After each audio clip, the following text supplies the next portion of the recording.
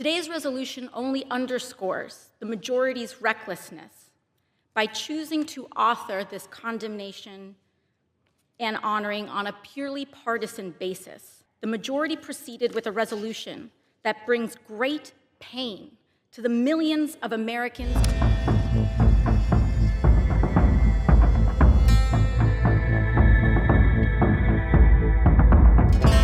Today, the Republican House majority brought to the floor a resolution honoring, quote, honoring the life and legacy of Charlie Kirk. Charlie Kirk's assassination was a horrific and vile attack and incident of political violence. And condemning the depravity of Kirk's brutal murder is a straightforward matter, one that is especially important to help stabilize an increasingly unsafe and volatile political environment where everyday people feel more at risk. We can deeply disagree and come together as a country to denounce the horror of this killing. And it is not a license for the abuse of power and whitewashing of American history. Today's resolution only underscores the majority's recklessness by choosing to author this condemnation and honoring on a purely partisan basis, instead of uniting Congress in this tragedy with one of the many bipartisan options to condemn political violence and Kirk's murder, as we did with the late Melissa Hortman. Instead, the majority proceeded with a resolution that brings great pain to the millions of Americans who endured segregation, Jim Crow, and the legacy of bigotry today. We should be clear about who Charlie Kirk was, a man who believed that the Civil Rights Act that granted Black Americans the right to vote was a mistake, who after the violent attack on Paul Pelosi claimed that, quote, some amazing patriot, unquote, should bail out his brutal assailant, and accused Jews of controlling, quote, not just the colleges, it's the nonprofits, it's the movies, it's Hollywood, it's all of it, unquote.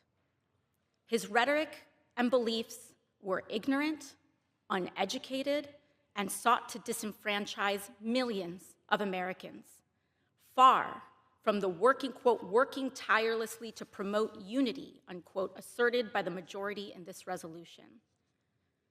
It is equally important that Congress does unite to reject the government's attempt to weaponize this moment into an all-out assault on free speech across the country, all in the name of Charlie Kirk.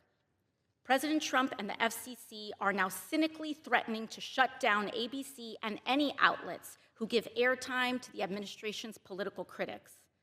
This is a disgusting attack on the American people and the very First Amendment rights that define us as a country. It is also the ABC Corporation's responsibility to refuse to embolden and participate in this corruption and escalation of censorship. We continue to pray for Mr. Kirk's family and loved ones in the wake of this terrible act. I am thinking especially of his children and his wife, whose grief cannot be measured. And with that, I yield back to the gentleman. I bid the lady good day and would proceed now, Mr. Speaker. Again, and still I rise. And I rise today, Mr. Speaker, with the notion in mind that what I have stood for, I still stand for. What I have stood for, I still stand for. It wasn't that long ago, Mr. Speaker, that I stood right over to my right, the seat next to the aisle. And Mr. Speaker, the President of the United States of America here for a joint session of Congress President of the United States of America indicated that he had a mandate. I, with a degree of spontaneity, Mr. Speaker, right over there, second seat from the aisle, collected my portable items, about to make my departure, traverse up to the doors and make my exit as a means of protesting what the president was saying. But, Mr. Speaker, as I did this, I became overwhelmed with just the notion that something was going to happen very ugly, and it would be something that would hurt people who are on Medicaid and Medicare. And I also brought up Social Security when I spoke, but these are the things that I was overwhelmed with. And as a result of being overwhelmed and understanding what was about to happen, knowing that the committee with jurisdiction over Medicaid had a mandate to cut more than $800 billion.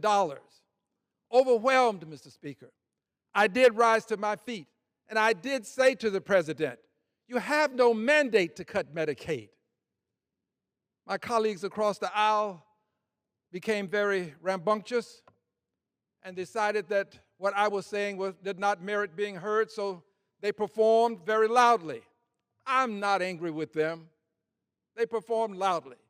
And I wanted to make sure the president heard my statement. And I repeated myself and added Medicare and Social Security. My colleagues continued. I continued. I was evicted, and I was later on censured. Censured but not silenced. Yes, I stand today where I stood then. Censured but not silenced. I stand today where I stood then. It is best captured. Would you please bring the stand over, please, someone? It is best captured in this photo that depicts what occurred.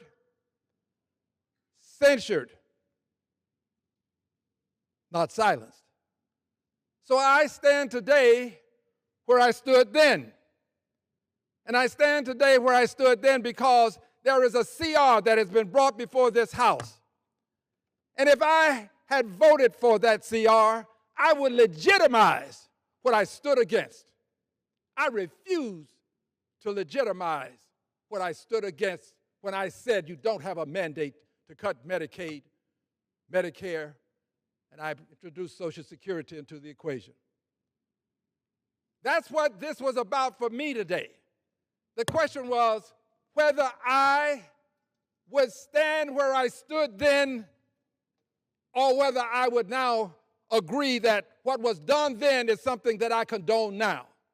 I condemned what happened then. My mind has not changed. The people who will suffer will still suffer. Why would I now decide that I'm going to bless, if you will, condone a CR that continues what happened when my Republican colleagues did what they thought was right, I assumed, and passed the legislation without the help of Democrats? Well, if you can pass the initial legislation without the help of Democrats, why do you want me to join in your CR? Pass this without my help. Censured, but not silenced.